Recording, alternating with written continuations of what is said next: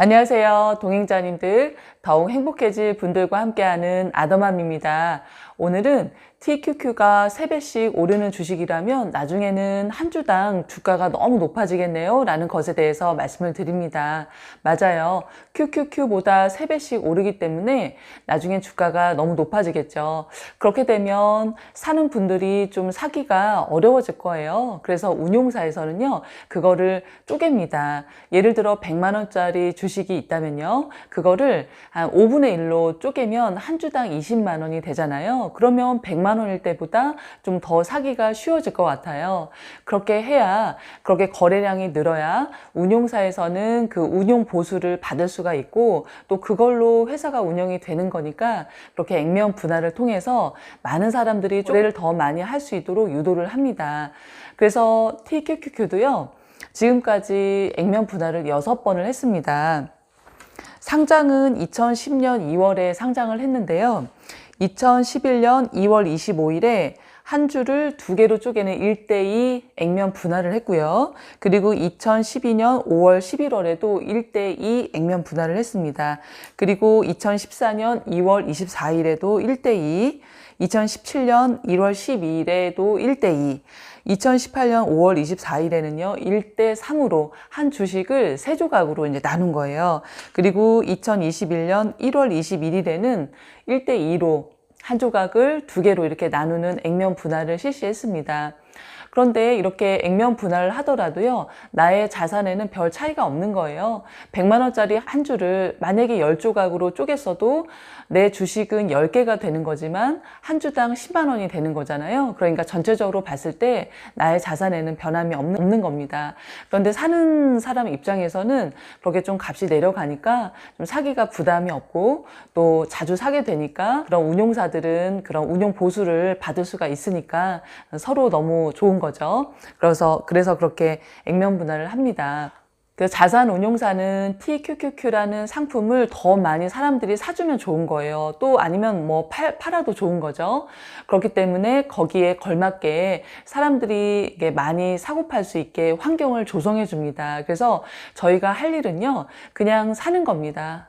내 사정에 맞게 이렇게 사면 돼요. TQQQ의 10년간의 수익률은요, 606%입니다. 7배가 올랐어요. 예를 들어서 10년 전에 이제 1,000만 원을 투자를 했다면 7배니까 7천만 원이 되는 겁니다. 그런데 TQQQ는요, 1,000만 원을 넣어놨다면 지금 수익률은 16,139%입니다. 그러니까 162배가 오른 거예요. 그러니까 1,000만 원을 넣어뒀을 때 16억 2천만 원이 되는 겁니다. 어마어마하죠. 단지 TQQQ는 하락을 할 때도 3배씩 하락하니까 그때마다 더 추가적으로 매수를 하면 원금 회복도 빠르고, 또 우리가 알고 있는 주식의 상식이 있잖아요. 주식값이 하락할 때 사면 나중에 더 수익률이 높다. 이거는 당연히 TQQQ에도 해당이 되는 말입니다. 그래서 그렇게 하락할 때 계속 사두면 나중에 경제가 성장을 해서 수익률이 높아지게 되면요, 그만큼 수익금이 굉장히 많아지게 되는 겁니다. 어떠세요?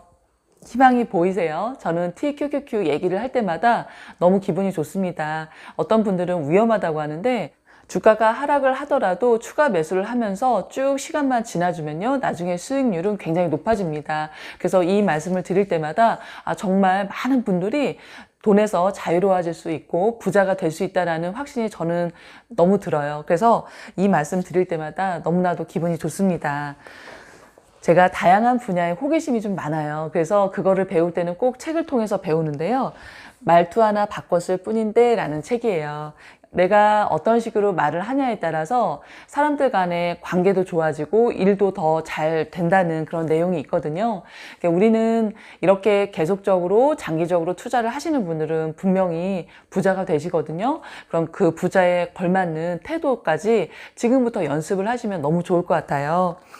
여기에서는 이제 의사 선생님이 환자들을 대할 때의 태도를 예로 들어서 나오는데, 꼭 그런 것만이 아니죠. 부부끼리 또 부모 자식끼리 이런 식으로 대화를 한다면 관계는 너무 좋아질 거라 생각합니다. 이게 어떤 주제냐면, 무엇을 말할까 보다 어떻게 말할까가 중요하다라는 주제인데요.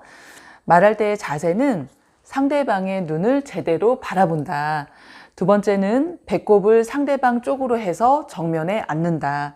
세 번째는 되도록 앞으로 기운 자세를 취해서 상대방에게 다가간다. 이렇게 대화를 하면요, 진정성이 느껴지는 태도가 다른 모든 것을 압도하는 것으로 이를 심리학에서는 후광 효과라고 한대요. 남성은 다른 사람과 이야기할 때 외면한 상태로 말하는 버릇을 가진 사람이 많으므로 주의해야 한다. 본인에게 나쁜 뜻이 없거나 또는 여성의 눈을 보고 말하기가 부끄러울지도 모르지만 그래도 상대방을 외면한 채 말하는 태도는 좋지 않다. 상대방의 눈을 제대로 보면서 말하는 습관을 들이자. 처음에는 익숙하지 않을 수 있지만 눈을 보며 말하는 태도도 단순히 습관에 불과하다. 익숙해지면 별것 아니므로 한동안은 참고 눈을 보며 말하도록 하자. 상대방의 눈을 바라보며 수고했어요 라고 말하면 상대방도 진심으로 위로받았다고 느껴서 기분이 좋아진다. 우리가 부자가 분명히 될 건데요. 돈으로 할 수 없는 것들도 굉장히 많습니다. 좋죠. 꼭 돈이 들어가지 않아도 좋아지는 것이 있다는 것이 얼마나 좋아요. 그래서 부부끼리 대화하실 때도 그렇고 부모 자식 간에 대화하실 때도 그렇고 눈을 바라보면서 그리고 배꼽이 정면으로 향하게 그리고 몸을 살짝 앞으로 기울이면서 이렇게 말하는 습관을 들이셔서 정말 나는 사랑받고 있구나, 나는 관심 받고 있구나, 이런 마음을 가족들 그리고 주변인들께 전해주시면 너무나도 그 좋은 향기가 널리 퍼질 거라고 생각을 합니다. 그리고 그런 좋은 관계 속에서 더 행복감을 느낄 것 같아요. 그래서 아직은 몇십억 부자는 아니실 수 있겠지만 나중에 분명히 부자가 되실 거니까 그렇게 좋은 관계도 잘 맺으시면서 더욱더 행복하게 지내시길 바라는 마음입니다. 그럼 이번 한 주도 애쓰시고요. 또 아더맘이 응원드립니다. 그러면 영상 끝까지 봐주셔서 감사합니다. 안녕히 계세요.